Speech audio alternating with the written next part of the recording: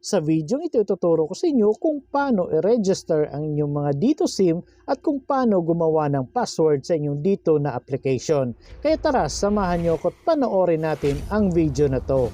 Pero bago yan, sa mga hindi pa nakasubscribe sa akin, kayo na ang bahala. So unang gagawin ninyo para makapag-register ng inyong Dito SIM, pumunta lang kayo sa inyong Play Store. At pagkatapos, i-click nyo lang itong search and then i-search nyo po ang Dito.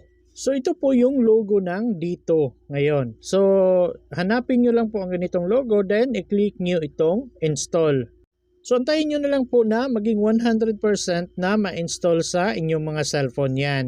At pagkatapos nyo ma-install, i-click nyo na po itong open. At may makikita po kayong ganito. Kung gusto nyo daw po mag-send ng notifications dito sa inyo, pwede nyo i-click yung allow. Pero kung ayaw nyo naman, i-click nyo yung don't allow. At may makikita po kayong ganito, so i-skip nyo na lang po yan, i-click nyo tong skip dito sa taas. At pagkatapos mapupunta na kayo dito, so i-click nyo na lang po itong register your Dito SIM card. And then may makikita tayong ganito, at dahil sa gusto nating i-register yung Dito number natin, i-click lang natin tong register my Dito number. At pagkatapos i-click nyo na lang po itong proceed. At pagkatapos may makikita kayong ganito, SIM registration important notes. So marami pa yan, meron pa dito sa baba. So basahin nyo na lang po lahat yan. At kung okay na at nabasa nyo na, i-click nyo na po itong start registration. And then may makikita tayong tatlong steps dito. So bago kayo mag-proceed guys, make sure syempre meron na kayong Dito SIM. Tapos meron din kayong ID or valid ID and dapat nakatake na kayo ng selfie. Pero pwede naman mag-live ng pag-take ng valid ID at yung selfie. And maghanda din kayo ng personal information and address ninyo. At kung okay na at ready na lahat, i-click nyo na po itong start registration. And then mapupunta na tayo dito sa pagpili ng type of registrant. So kung kayo ay Filipino individual at sa inyo yung SIM card, i-click nyo itong Filipino individual. Pero kung minor naman para sa mga anak ninyo at kayo yung guardians or parents sila, ay click nyo po itong Filipino minor.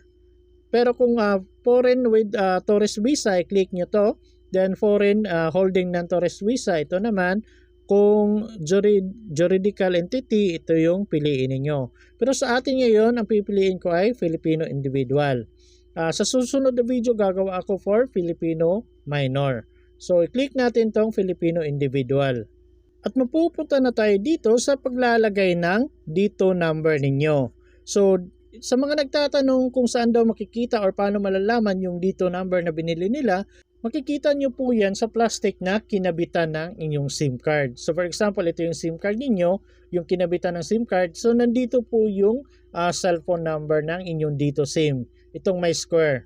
So i-double check nyo na lang po tapos ilagay nyo dito yung Dito number ninyo. At kung okay na at nalagay nyo na, i-click nyo na po itong verify. And then magsasend po sila ng OTP sa cellphone number na pina-verify ninyo. At kung meron kayo natanggap na OTP, ilagay nyo na lang po dito, then i-click nyo po ang submit.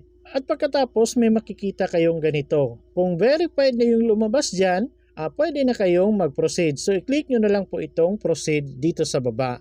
And then mapupunta na kayo dito sa step 2, ang pagpili at paglalagay ng valid ID. So i-click nyo na lang po itong select dito sa select type of ID. So ito yung mga valid IDs na pwede niyong pagpilian. Passport, Philippine National ID, SSS ID, Driver's License, NBA Clearance, UMID, Firearms License, PRC, Postal ID, OFW E-Card, BIR ID, GSIS E-Card.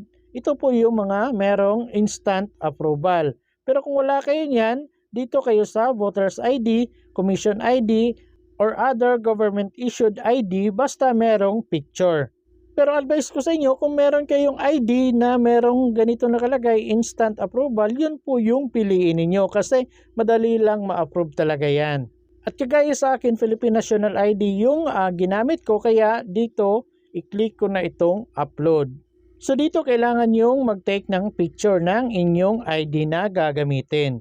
So kagaya sa ganyan, kung okay na, i-click nyo na po itong kulay pula dito sa baba. At pagkatapos, kung merong lalabas na ganito, good quality of photo, details are readable, so pwede na po ninyong i-click itong proceed. At pagkatapos dito naman kayo sa pag-take ng selfie. So i-click nyo na lang po ito. So mapupunta na po kayo dito sa pag-take ng selfie. So i-click nyo na lang po itong kulay pula. And then may makikita kayong ganito, good quality of photo, face and ID are present. So kung gusto nyo yun, pwede nyo i-click tong proceed. Pero kung gusto nyo mag-retake, i-click nyo tong retake photo. Pero kung okay na, click nyo na po itong proceed. And then may makikita na kayong ganito at kung okay naman lahat, i-click nyo na po itong proceed. At makikita nyo na po dito yung pangalan ng ID ninyo, tapos diretso na malalagay yung ID number, tapos yung pangalan ninyo, yung middle name, yung last name, automatic na pong malalagay. Kailangan nyo na lang fill upan dito, sa akin yung gender na lang. At dito sa baba, automatic na rin nakalagay yung birthday ko, pero pag double check ko, mali yung birth date na nilagay nila, kaya inedit ko na lang. Basta i-double check nyo na lang po lahat yung mga nakalagay dyan, pero kung sa tingin niyo mali talaga, i-edit nyo na lang po. At gaya dito sa address, yung address ko ay tama naman pero nagkadikit-dikit lahat yung pangalan, kaya inedit ko ulit. Tapos ilagay nyo na lang po yung province, city and barangay niyo kung hindi pa nalagyan, tapos maglagay na din kayo ng postal code kung wala pang nakalagay dyan. Basta kung hindi nyo pa na-fill upan lahat, hindi pa magkukulay-pula yung proceed dyan. Pero kung okay na lahat at na-review nyo na at kung may mga mali at na-edit nyo na lahat, i-click nyo na po itong proceed. At mapupunta na po tayo dito sa pag-review ng mga details na nilagay natin. So i-double check nyo na lang po lahat yan at kung tama naman, i-click na po natin itong box katabi ng in compliance para ma-checkan.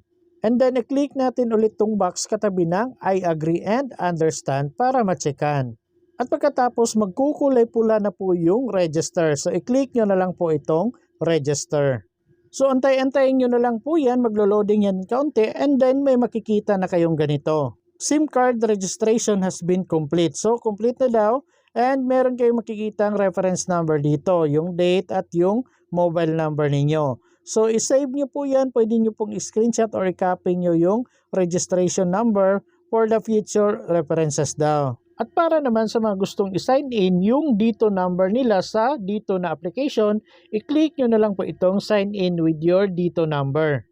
And then may makikita kayong ganito, allow dito make and manage phone call. So nasa sa inyo na po yan kung i-allow ninyo or don't allow. At may makikita po tayong ganito, so kailangan daw ng password. Pero wala pa tayong password na nagagawa, di ba? So para makagawa tayo ng password, i-click nyo na lang po itong forgot password. At mapupunta na kayo dito, so ilagay nyo lang po dito yung dito number ninyo. At pagkatapos dito sa baba, may makikita tayong get SMS code. So i-click lang po natin yan. At may marireceive po tayong OTP sa ating dito number. So yung na-receive nating OTP, ilagay po natin dito. At dito sa baba, maglalagay po kayo ng bagong password niyo at confirmed na bagong password. So make sure magkatulad po yun and dapat at least 6 digit yung password na ilalagay ninyo. And take note guys, dapat na kumpleto nyo tong OTP, new password at confirm new password sa paglalagay within 2 minutes. Yung hindi pa natatapos yung timer. Para hindi maging invalid yung OTP na na-receive ninyo. At kung okay na at nalagay nyo na, i-click nyo na po itong submit. And then may makikita na po kayong ganito, your password has been successfully modified. So okay na, so mag-sign in na po kayo. So dito sa taas, ilagay nyo po yung dito number ninyo at yung password na ginawa ninyo dito sa baba. At pagkatapos kung okay na, i-click nyo na po itong sign in. At pagkatapos may makikita kayong ganito, so i-click nyo na lang po itong tatlong box dito sa gilid para ma-checkan. At kung ganito na at may check na, i-click nyo na po itong proceed. And then may makikita kayong ganito, be a part of the dito exclusive list. So kung gusto niyo mag-join, i-click na itong join. Pero kung wag naman, i-click nyo muna itong no thanks. And then may makikita kayong ganito, so i-click nyo na lang po itong escape. So ayun na nga, makakapasok na kayo sa inyong dito na application. So mamomonitor ninyo na dito yung load balance niyo, kung ilang gig na lang, yung data ninyo, kung ilang minutes na lang yung tawag ninyo, at yung load balance niyo makikita nyo rin po dito, mamomonitor nyo na po. Tapos meron sila mga offer dito, mga promos. So kayo nang bahalang pumili kung ano yung mga benefits na gagamitin ninyo dyan. Kung gusto ninyong mag-load, pwede din. Or kung gusto ninyong bumili ng mga SIM card, pwede din dito. So kayo nang bahalang mag-explore kung ano yung mga gagamitin ninyo dyan.